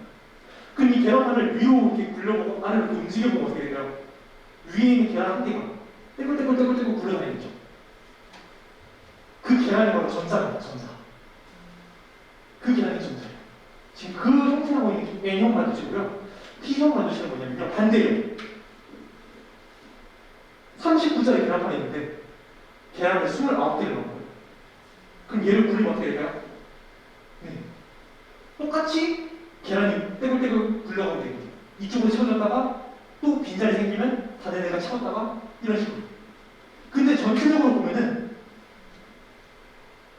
구멍이 움직이는 걸로도 볼 수 있어요. 그렇죠? 반대죠? 전자가 하나씩 채워지고 있으니까 구멍이 반대로 움직이는 것처럼 보이기도 합니다. 그래서 얘는 구멍이 움직이는 거라고 할게요. 전자가 없는 구멍. 자, 근데 이 전자와 구멍의 특징, 죄송합니다. 뜨거운 곳에서 차가운 곳으로 이동하려고 하는 특징이 있어요. 여기서 전자가 위에서 아래로 가고 있거든요. 그래서 전자가 위에서 아래로 계속 갑니다. 얘는 반대예요. 양봉이라고 하는 게 이게 바로 그거예요. 구멍이요. 구멍이 위에서 아래로 계속 갑니다. 자, 여기서 사고로 퀴즈입니다. 구멍이 위에서 아래로 가잖아요. 그렇죠? 전자가 없는 구멍이 위에서 아래로 가잖아요. 전자는 어디서 어디로 갈까요? 반대겠죠? 아래에서 위로. 아래에서 위로 가겠죠. 그럼 느낌 오시나요? 아래에서 위로, 위에서 아래로. 얘랑 이 힘이 어떻게 될까? 계속 움직이네요, 이렇게. 그죠? 단, 여기랑 여기의 온도 차이는 조금씩 없어질 거예요. 이거 이용하는 거는 열전도사 기술입니다. 원래 열을 가지고 전기를 만들 수 있어요, 우리는. 지금 그렇게 하고 있습니다. 어떻게 하냐? 물을 끓여요. 근데 우리가 몸을 이렇게 좀 움직인다고 물 끓일 정도의 열이 나오는 거 아니잖아요. 얘는 엄청나게 작은 열도 전기를 다 바꿀 수 있어요. 이런 기술입니다. 자, 세 번째 광전소자인데, 이거 뭐, 말 써져 있는 건 제가 이제 중학생들, 고등학생들 강의하는 자료에서 가져왔거든요. 광전소자 기술은 우리가 쉽게 말하는 태양광입니다. 태양광 기술이에요. 똑같은 게 나왔죠? 아까 이야기했던 P형 반도체와 N형 반도체가 이렇게 있습니다. 여기에서 여기 있는 전자와 구멍, 쉽게 말해서 계란판의 구와 계란 합쳐져 있었는데 여기에 빛을 딱 준 거예요. 쉽게 말해서 39짜리 계란판에 계란이 30개 들어있었는데 수도꼭지로 물을 틀어가지고 호스로 쫙 물을 뿌려버린 거예요. 그럼 몇 개 전자가 튀어나가겠죠. 몇 개의 계란. 그럼 계란이 이렇게 튀어나가는 거예요. 여기는 구멍이 남아있는 거죠. 여기는 계란이 툭 튀어나왔어요. 그런데 이 사이에는 벽이 생겼어요. 이 사이에는 벽이 있기 때문에 얘가 여기로 들어오고 싶은데 못 들어가요. 얘네들은 천생연분이거든요. 같이 있고 싶어요. 그래서 같이 있고 싶어 하는데 막아놔서 지금 운명의 사람처럼 못 넘어가게, 운명의 사람처럼 못 넘어가게 됐어요. 그럼 우리가 오작교를 설치해 주죠. 이런 식으로. 그러면 여기 전자가 슉 가서 얘랑 합쳐지게 되겠죠. 아주 간단하게 설명을 드리고 있는 겁니다. 사실 아주 엄밀한 표현은 아니지만요. 이게 바로 광전소자 기술의 원리예요. 아까 이야기했죠? 전자가 이렇게 움직이면 전기의 문제가 생깁니다. 자, 마지막입니다. 전자기파 포지 변화 기술. 얘는 쉽게 말해서 무선 충전기 혹시 있으신가요? 무선 충전기? 무선 충전기. 선이 없는 충전기. 무선 충전의 원리는 세 가지가 있어요. 일단 제 휴대폰이 있고 충전기가 있으면 휴대폰 안에도 전기 회로가 있고 충전기 안에도 전기 회로가 있거든요. 근데 그 두 개의 전기 회로가 연결돼야지만 전기 에너지를 전달할 수 있어요. 근데 그 두 개는 떨어져 있잖아요. 무선이잖아요, 쉽게 말해서. 그럼 어떻게 전달할까요? 가장 먼저 생각한 건 자기장을 이용하면 두 개의 회로를 하나처럼 합칠 수 있어요. 자기장은 약간 두 사이의 다리처럼 사용합니다. 그런 방식이 이제 두 개가 있고, 나머지 하나는요, 빛의 사람. 빛도 사실은 전기거든요. 빛도 전자기파, 쉽게 말해서 전기장과 자기장의 흐름이에요. 전자기하게 이루어져. 그렇기 때문에 빛 안에는요, 이 자석과 전기가 동시에 존재한다고 보시면 됩니다. 그래서 무선 충전기에서 빛을 쫙 쏘면 마이크로가 갑니다. 여기에서 그 빛을 쫙 받아가지고 전기 에너지를 바꿔줍니다. 이거를 그대로 에너지 하베스팅에 옮긴 겁니다. 우리 지금까지 무슨 얘기냐면 전기 에너지를 이쪽에서 이쪽으로 무선으로 옮기는 이야기를 했잖아요. 근데 이번에는 에너지를 만들고 싶어요. 그러면 우리 주위에 떠다니고 있는 전자기파들을 잘 봐야겠죠? 우리 주위에 떠다니고 있는 가장 유명한 전자기파가 뭘까요? 와이파이입니다. 와이파이를 이용해서 전기 에너지를 충전할 수 있어요. 물론 엄청나게 작은 전기만 충전할 수 있습니다. 아주 초소형 전기 장비라든가 이런 거에 조금 더 효율적으로 사용될 수 있겠죠. 이런 방식으로 전기 에너지를 포집하는 혹은 전기 에너지를 수확하는 이런 기술들이 열심히 연구가 되고 있습니다. 드디어 수소 경제 얘기가 나옵니다. 이 사람 누군지 아시나요? 일론 머스크죠. 네, 일론 머스크입니다. 이 사람이 신나게 수소 경제를 비판했습니다. 이 사람 얘기 한번 들어보세요. 수소 연료는 상상할 수 있는 가장 멍청한 짓이라는 굉장히 파격적인 발언을 하면서 수소 경제를 깠습니다. 왜 깠을까요? 그 이야기에 대해서 잠깐 이야기를 해보려고 합니다. 수소차에서부터 이야기를 조금 시작하면 좋을 것 같아요. 지금 우리가 가장 많이 쓰고 있는 내연기관 자동차입니다. 어떤 방식으로 작동하냐면 이제 가가지고 주유소 가가지고 아저씨 만땅 채워주세요. 그러면은 만땅 채워줍니다. 이거 아저씨가 없지만 네, 다 채워요. 그 다음에 여기에 있는 기름 휘발유나 경유를 엔진으로 조금씩 옮깁니다. 기름와서 엔진에서 폭발시켜요. 얘를 태웁니다. 태우면 그 태우는 에너지를 가지고 바퀴를 돌리는 거고, 태우고 나면 재가 남잖아요. 그걸 우리가 배기가스라고 하거든요. 그 배기가스를 배기구를 통해서 내보내는, 이게 바로 내연기관 자동차가 앞으로 가는 방식이에요. 근데 전기장 자동차 한번 볼까요? 굉장히 편리하죠. 그죠? 그냥 배터리에 충전을 해가지고 전기 에너지로 모터를 돌리면 돼요. 그렇지만 단점이 있다면 배터리입니다. 우리가 전기 에너지를 얼마나 저장할 수 있을까요? 사실 전기 에너지를 저장하는 기술을 우리는 아직까지 개발하지 못했어요. 배터리 있잖아요. 그렇지만 배터리는요, 엄청나게 아주 작은 전기만 저장할 수 있어요. 예를 들어서 우리 서울 전체가 사용하는 엄청나게 인구가 많고 그만큼 전기 에너지가 엄청나게 많이 사용하거든요. 서울이 사용할 수 있는 1초 동안 사용하는 전기 에너지를 저장할 수 있는 배터리가 있을까요? 1초가 아니라 0.1초도 없을 거예요. 엄청나게 많은 전기를 저장할 수 있는 배터리는 우리가 아직까지 개발하지 못했어요. 그리고 배터리는 굉장히 무겁습니다. 무거우면 어떤 일이 생기죠? 무거운 차를 끌고 가야 되잖아요. 그만큼 효율이 낮아지죠. 그래서 전기 자동차가 효율을 높이는 데 그렇게 집중하고 있는 이유가 바로 그겁니다. 그리고 전기 자동차의 가장 핵심적인 연구가 배터리입니다. 더 가볍고 많은 전기를 저장할 수 있는 배터리. 그럼 이제 수소 전기차에 관해서 이야기 좀 해볼게요. 수소차는요, 진짜 풀 네임은 수소 전기차입니다.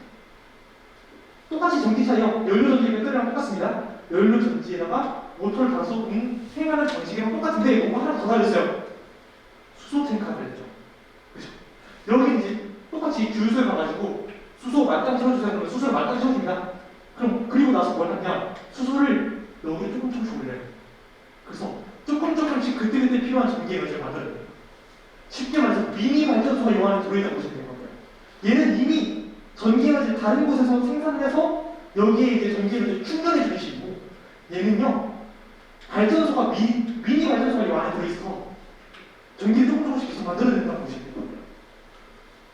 그래서 얘가 일론 머스크가 깠던 거죠. 수소 경제를 엄청나게 비판했던 이유가, 전기 자동차가 있는데 수소 자동차를 굳이 왜 만드냐? 지금 그렇게 많은 돈을 쏟아가면서 전기 자동차를 만들고 환경을 생각한다면 전기 자동차를 쓰면 되지. 왜 수소 자동차를 굳이 또 만들어가지고 쓸데없는 돈을 낭비하느냐? 라고 주장했습니다. 제 개인적인 생각이지만 전기 자동차를 열심히 팔라고 전략적인 움직임이 아닐까라고 생각은 합니다만 판단은 여러분들의 몫입니다. 저는 계속 수소경제에 관해서 소개를 좀 드리도록 할게요. 자, 차가 이렇게 있습니다. 차의 그래프를 한번 살펴봤는데 주행 거리는요 높으면 좋죠. 그죠? 한 번 충전해서 갈 수 있는 거리가 주행 거리거든요. 그럼 주행 거리는 높으면 효율이 좋잖아요. 그죠? 좋은 차죠. 좋은 차예요. 높으면. 중량은요 안 좋은 차도 높으면. 왜냐하면 중량이 높을수록 차를 끌고 갈 수 있는 효율이 떨어집니다. 그죠? 더 무거운 차를 질질 끌고 가야 됩니다. 그러니까 중량은 낮을수록 좋고 주행 거리는 높을수록 좋습니다. 앞부분을 좀 볼까요? 주행거리가 엄청나게 긴 주행거리가 필요 없는 자동차들이 있어요. 우리가 흔히 사용하는 승용차들이죠. 일상생활에서 사용하는 승용차. 그죠? 이런 차 같은 경우는요, 중량이 낮으면 좋으니까 전기자동차를 쓰는 게 이득입니다. 그럼 여기서 잠깐. 전기자동차가 왜 수소자동차보다 중량이 낮을까요? 예를 보면 답이 나옵니다. 수소자동차는 뭐 하나 더 달고 있잖아요. 그죠? 얘 하나 더 달고 있잖아요. 수소 탱크를 또 달고 있기 때문에 수소 자동차는요 똑같은 낮은 주행거리에서는 전기 자동차보다 한 가지 더 추가돼서 중량이 더 큽니다. 그럼 수소 자동차를 쓰는 게 이득이 아니겠죠. 전기 자동차 써야 됩니다. 전기 자동차는. 그런데 중량이 높은 데는 전기 자동차가 더 중량이 큽니다. 왜? 배터리. 수소 전기차의 특징은요, 여기서 더 주행거리를 늘리고 싶다고 하면은 수소를 더 때려박으면 돼요. 왜냐면 그 안에서 계속 전기를 생산될 거니까. 근데 얘는 말씀드렸죠? 엄청나게 많은 전기를 저장할 수 있는 배터리 기술은 없어요. 그만큼 엄청나게 많은 배터리와 엄청나게 무겁고 끌고 가기 힘든 비효율적인 배터리가 만들어집니다. 전기 에너지를 많이 저장할 수 있고. 그래서 이 배터리의 무게가 엄청나게 무거워지기 때문에 주행거리가 늘어나면 전기자동차는 엄청나게 무거워져요. 그래서 화물차, 트럭, 여러분들의 택배를 책임져주는 고가운 화물차들은 수소 자동차를 쓰는 게 전기 자동차보다 이득입니다. 물론 가장 싼 건 내연기관 자동차예요. 그렇지만 하늘경 이번에 또 말씀을 드려야 될 것 같아요. 그러면 수소 전기차는 어떤 거에 도움을 주냐? 아까 이야기했듯이 승용차를 전기 자동차로 타고 다니는 게 수소 자동차보다 이득이기 때문에 차량을 우리가 산다 그러면 전기 자동차를 사는 게 오히려 더 환경적으로 이득입니다. 그렇지만 이 화물차 같은 경우에는요, 수소 전기차를 사용하는 게 더 이득인데, 그러면 수송 효율에 도움을 더 준다는 거죠. 쉽게 말해서 우리가 화물을 운반하거나 무언가를 운반할 때 사용하는 에너지, 거기에서도 많은 에너지가 손실이 되고 소비가 되거든요. 그리고 그 에너지가 결국엔 이제 환경 오염을 일으키고 탄소 중립을 방해하는 요소죠. 그런 것들을 막기 위해서 가장 큰 도움을 주고 있는 게 바로 수소 전기차입니다. 수소 전기차가 이렇게 화물차에 적용이 되게 되면 전기 자동차보다도 더 효율적으로 우리가 차량을 운행할 수 있게 되죠. 근데 이 수소 전기 자동차의 가장 큰 단점이라고 한다면 주유소를 하나가 다 설치해야 된다는 거예요. 지금 전기 자동차는 전봇대에서도 끌어와서 설치할 수 있을 정도로 간편하게 충전이 가능하거든요. 근데 수소 자동차는 이런 게 안 돼요. 충전소를 다시 처음부터 설치해야 돼요. 수소 충전소. 비효율적이잖아요. 그런데 화물차는 어때요? 딱 원하는 대로 갔다 오죠. 제가 이제 서울에 사는데 이런 경험이 있어요. 경기도에서 출발해요. 경기도에서 이제 물품이 출발해가지고 금방 오겠다 싶은데 갑자기 대전에 가 있어요. 대전에 갔다가 지금 광주에 가요. 그 다음에 이제 다시 곤지암으로 가요. 경기도로. 그 다음에 이제 우리 집에 오거든요. 왜 이렇게 비효율적으로 할까요? 한 번에 다루기 위해서죠. 모든 물건. 그렇죠? 효율적으로, 체계적으로 다루기 위해서. 그러면 이 화물차가 움직이는 루트는 다 정해져 있어요. 화물차들이 움직이는 루트는요, A 운송장, B 운송장, C 운송장, 어디 들렸다가 어떻게 가는지 길까지 다 정해져 있어요. 그러면은 충전소를 굳이 전국에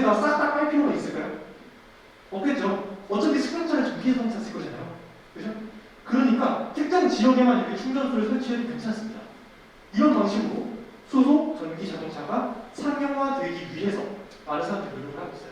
자, 물이 있어요. 물 분자가 이렇게 생겼습니다. 여기 이제 주황색으로 생긴 게 산소고요. 얘네들이 수소예요. 가까이 있으면요, 얘네들 항상 붙어 있으려고 해요. 천생연분입니다. 제 지갑 있잖아요. 제 지갑이 바닥이랑 천생연분이에요. 진짜 한번 보시면 네, 가서 붙으려고 하잖아요. 그죠? 제가 얘네 둘을 떼어놓게 하면 어떻게 해야 되죠? 얘네 둘이 헤어지게 하면 돈을 내죠. 우리 지구랑 그만 만나 하면서 돈을 내는 거예요. 우리가 이걸 에너지를 투입해 주는 거라고 생각하시면 돼요. 에너지를 투입해 주면요, 지갑이랑 지구랑 떨어지게 할 수 있어요. 그죠? 실제로 제가 에너지를 지금 지갑에 주고 있는 거예요. 제가 밥을 먹는 힘을 여기다 쓰고 있잖아요. 그죠? 똑같습니다. 얘도 마찬가지예요. 그럼 얘는 양다리면 얘 산소가 수소랑 붙어 있습니다. 얘네들을 헤어지게 만들려면요, 돈을 줘야 돼요. 그게 바로 에너지입니다. 특히 우리가 물의 전기분해 실험으로 많이 교과서에 나오고 있어요. 그 본질이 바로 에너지다. 쉽게 말해서 얘는 에너지가 낮은 상태예요. 얘는 에너지가 높은 상태입니다. 낮은 것에서 높은 걸 하려면 투입해 줘야 되죠. 쉽게 말해서 헤어지게 만들려면 돈을 줘야 됩니다. 에너지를 줘야 됩니다. 실제로 이런 방식으로 헤어지진 않습니다. 더 다른 것들이 있는데 지금 그거에 중요한 게 아니니까 원리적인 부분만 볼게요. 그러면 만약에 아까 그 드라마에 나왔던 여자가 내 남자친구랑 계속 만나고 싶어. 그럼 어떻게 해야 되죠? 돈을 가져가면 될까요? 안 되겠죠.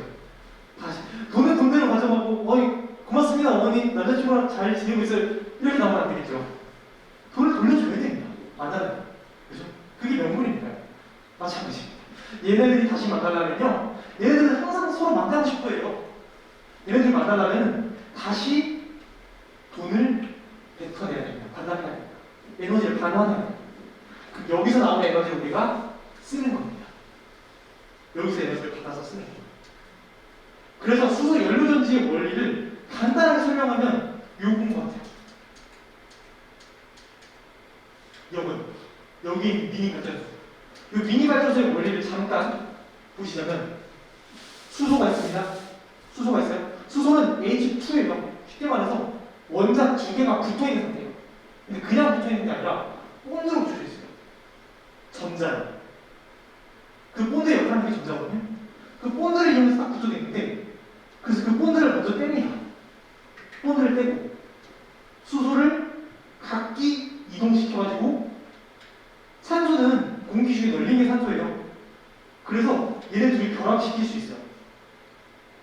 그럼 그 상황에서 이 본드는 어디로 가느냐?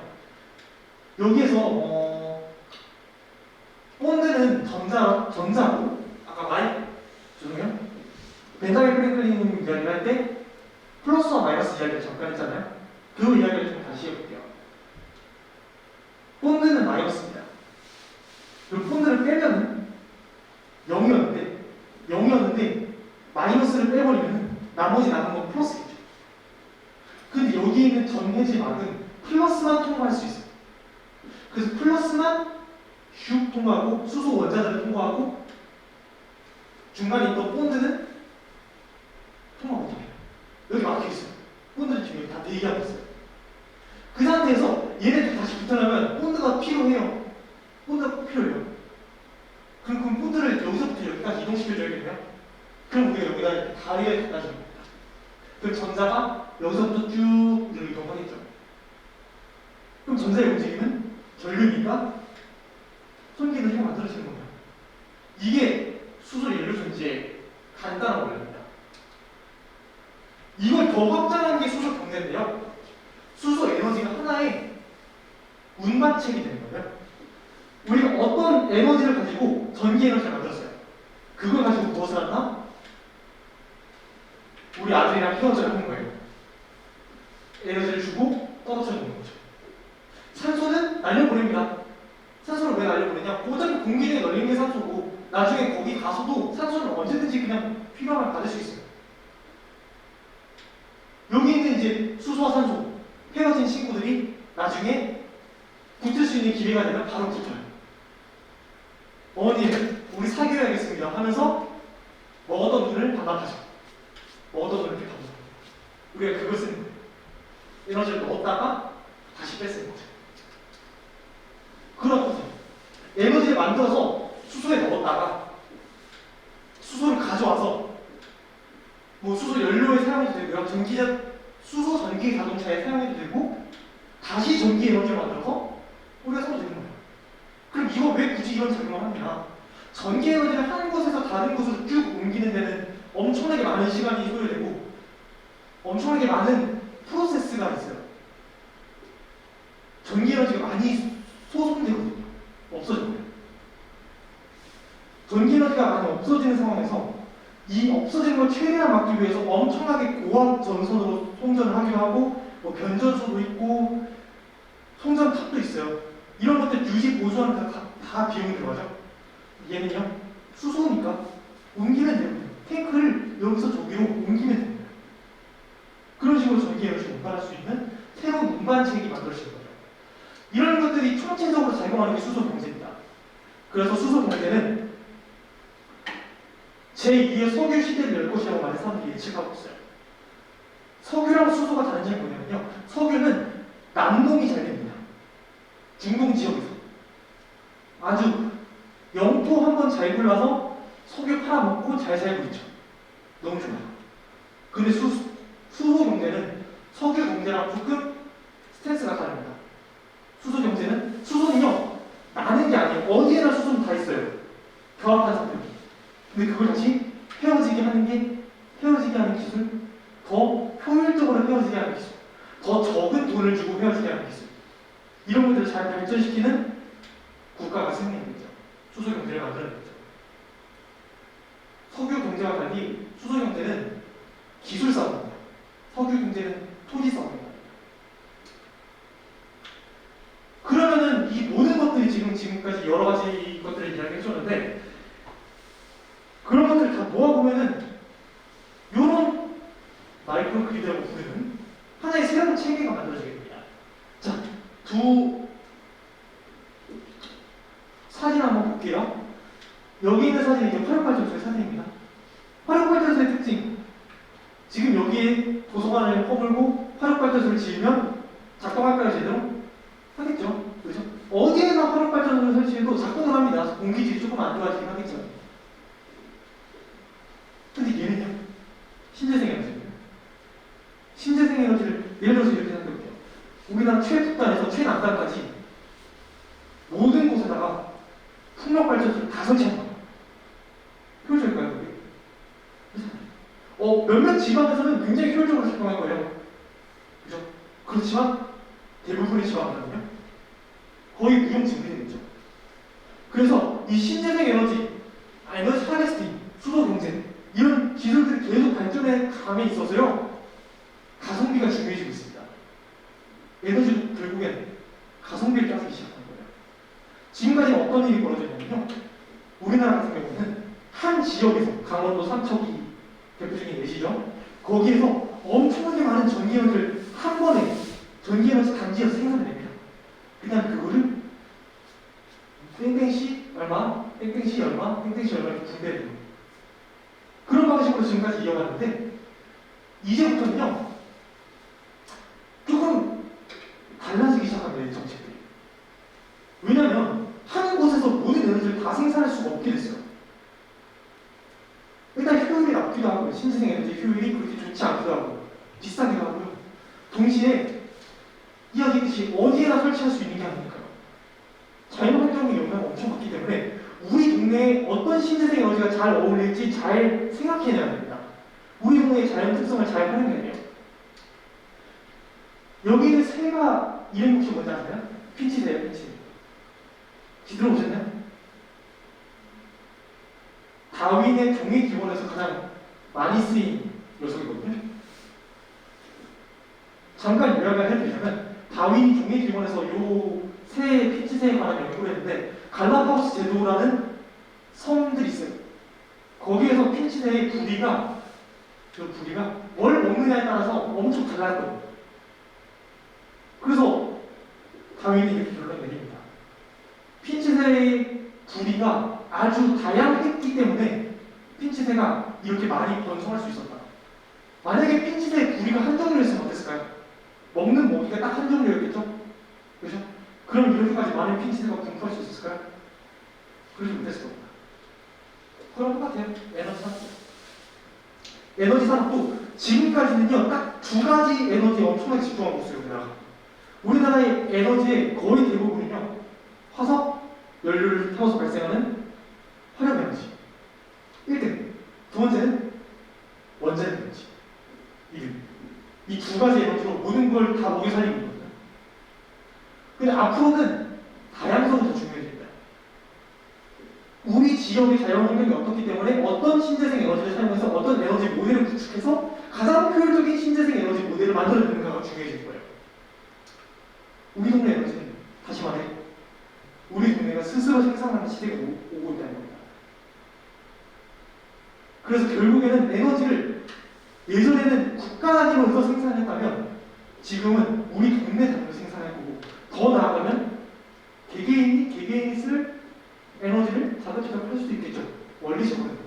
그런 것들을 이루려고 하는 것 중에 하나가 에너지 하베스팅이에요, 사실. 그러면서 새로운 이제 방식이 등장하게 되면요. P2P 전력 거래 방식이라고, 얘는 쉽게 말해서 그냥 사고 파는 구조입니다. 에너지 시장이에요. 예를 들어서 우리 동네와 옆 동네가 있으면 우리 동네에서 에너지를 자급자족하고 옆 동네에서 에너지를 자급자족해요. 그러면 서로 사고 팔 수도 있겠네요.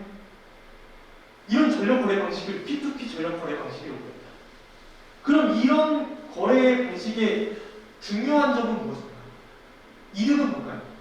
이렇게 하면 뭐가 될까요? 일단 첫 번째, 더 효율적이에요. 왜냐면은 한 곳에서 만들어서 나머지를 다 배달을 시키려면요, 예측을 다 해야 돼요. 그럼 예측하는 비용도 있죠. 어떤 시에서 얼마만큼 에너지를 생산할 수 있을 거고 얼마만큼 에너지를 소비할 건지 다 계산한 다음에 그런 것들을 총체적으로 다 계산해서 보내줘야 돼요. 그런데 모자는 어떻게 해요? 잉여 전력을 더 보내주는 거죠. 혹시 모르니까. 그렇기 때문에 한 곳에서 에너지를 다 생산해서 여러 곳으로 전달하는 방식은요, 그만큼 버려지는 게 많을 수밖에 없습니다. 사실 얘는 그렇지 않죠. 그때 바로바로 왔다 갔다 하면서. 만약에 우리 동네에서 갑자기 전기 에너지가 끊겼어요. 더 필요해졌어요. 그러면은 우리가 어떻게 해야 되냐면 중앙 시스템을 요청을 해야겠죠. 우리 땡땡시, 땡땡구 더 보내주세요, 에너지. 전기 에너지. 이런 식으로 요청을 해야 될 거예요. 그럼 요청이 들어가는 시간부터 다시 예측을 돌려가지고 다시 보내는 데까지 시간이 오래 걸려요. 신속하게 대응도 불가능하고 유연하지도 않고요. 근데 얘는 다르죠. 바로 옆 동네에서 바로 빌려올 수 있잖아요. 이런 방식으로 유연하게 전력을 공급하고 사용하는 체계를 구축할 수 있을 뿐더러 전기 에너지를 여기서 저기까지 오랫동안 많이 운반하게 되면, 긴 거리에 운반하게 되면 그만큼 많은 전기 에너지가 소모됩니다. 없어져요. 다른 열 에너지로 바뀌거나 혹은 자기장으로 바뀌어서 빠지는 겁니다. 하지만 우리 동네에서 옆 동네까지는 그렇게 거리가 멀지 않잖아요. 그렇기 때문에 쉽게 전기 에너지를 별 큰 손실 없이 전달할 수 있게 됩니다. 여기까지가 이제 제가 소개해드릴 전기 에너지에 관련한 이야기였는데요. 혹시 이게 무슨 내용인지 아시나요? 네, 메비우스의 혹시 이 메비우스의 띠 어떠세요? 직관적으로 딱 봤을 때 이해가 안 되는 조형인가요? 이해가 대부분은 될 겁니다. 그냥 띠를 한 바퀴 돌려서 붙이면 메비우스의 띠예요. 이런 이야기를 한번 해보고 싶어요.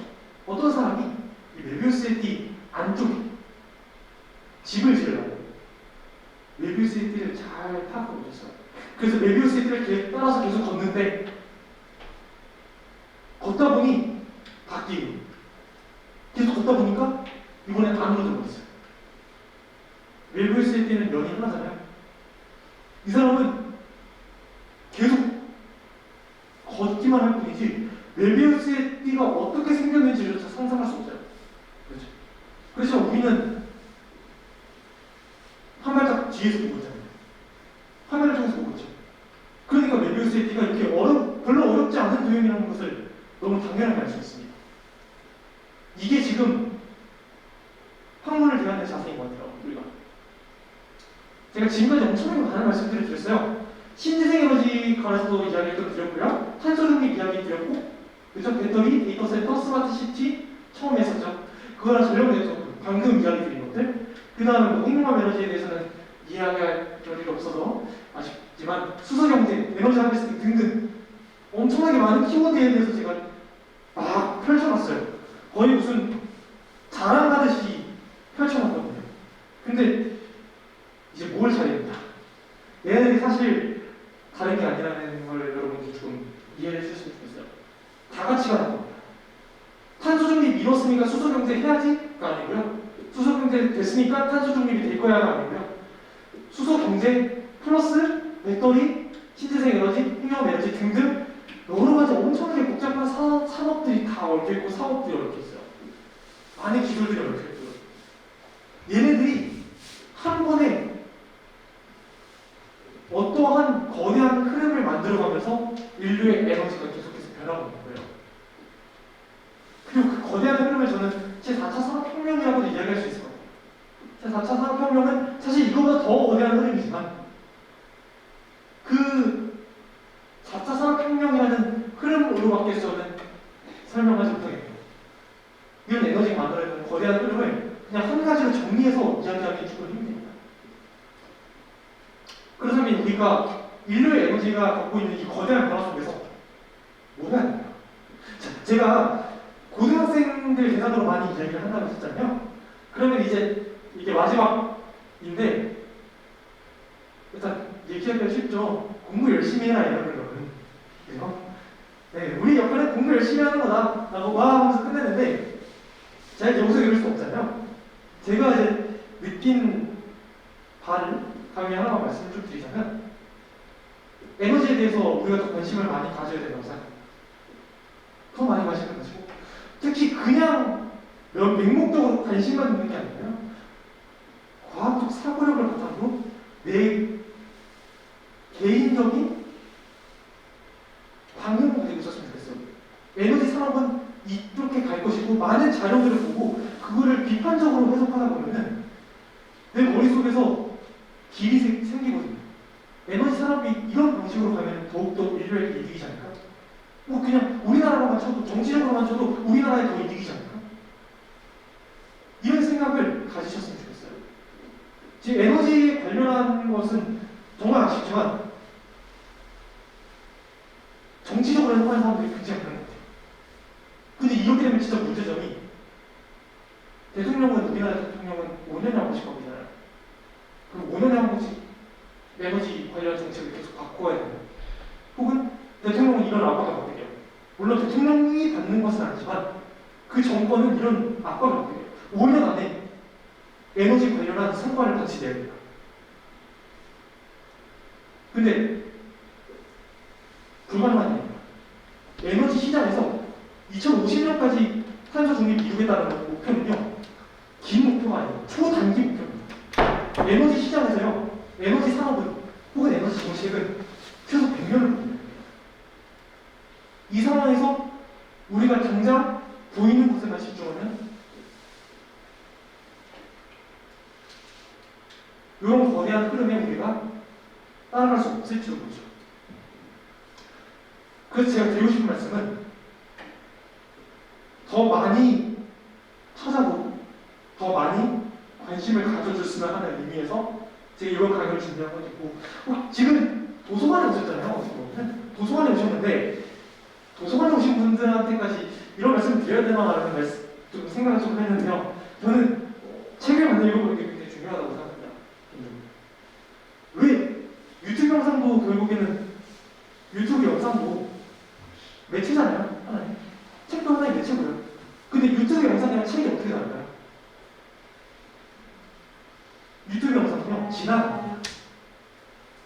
내가 딴 짓을 하든, 내가 무엇을 하든 내가 집중해서 듣든 내가 생각을 하고 있든 내가 딴짓을 하고 있든 자고 있든 유튜브 영상 계속 지나가는 거예요. 책은요 일종의 강제성을 주고 부여한다고 생각할 수 있어요. 내가 이 문장을 읽지 못하면 다음 문장으로 넘어갈 수가 없습니다. 강제적으로 읽고 생각하는 게 강제적으로 시키고 있어요. 책은. 그렇기 때문에 우리가 생각하는 것에서 얻을 수 있는 것들이 굉장히 많거든요.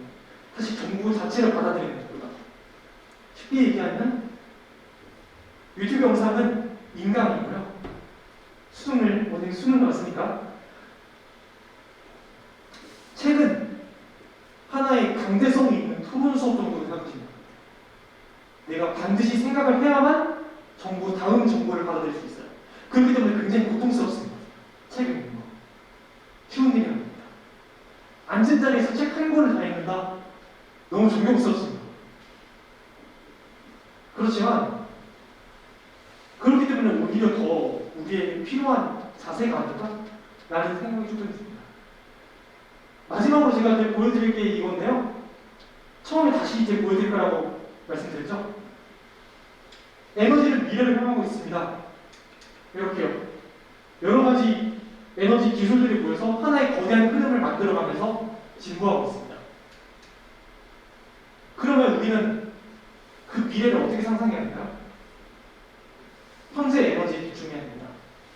지금 에너지가 어떤 상황입니까? 지금 에너지 기술이 어떤 상황입니까? 앞으로 미래를 이끌어 나갈 에너지 기술들은 어떤 것들입니까? 그러면서 더 정치로서의 에너지가 아닌 과학자들이 노력하고 있는 그 기술에 집중을 더 해주셨으면 좋겠어요. 과학자들은 100년, 1000년 후를 보는 사람들입니다. 100년, 1000년 후를 본다고 해서 그 사람의 현자인 건 아니에요. 나는 100년 후를 예측하겠다 이런 게 아니라요. 100년 후에도 인간이 잘 살 수 있게 노력하는 거예요. 근데 지금 당장 예를 들어서 당장 아래층에서 주식 대박 강령 그럼 다 그쪽으로 가실 거잖아요. 저도 갈 거예요. 그렇지만 과학자는 그렇게 글자 같은 사람입니다. 100년 후에 사람이 어떻게 잘 살 수 있을까를 보는 사람이에요. 우리는 당장 오늘 내일 길어봤자 10년 후에 내가 어떻게 하면 잘 살 수 있을까를 생각하잖아요. 그래서 그런 과학자들 그리고 그런 공학자들의 노력을 조금 엿보아 주셨으면 하는 의미에서 강의를 준비했습니다. 그래서 마지막으로 이 말을 여러분들 조금 머릿속에 들어가셨으면 주기를 바라면서 제가 주입을 하겠습니다. 여기서 강의를 마치도록 하겠습니다. 여러분 들어주셔서 너무 감사합니다.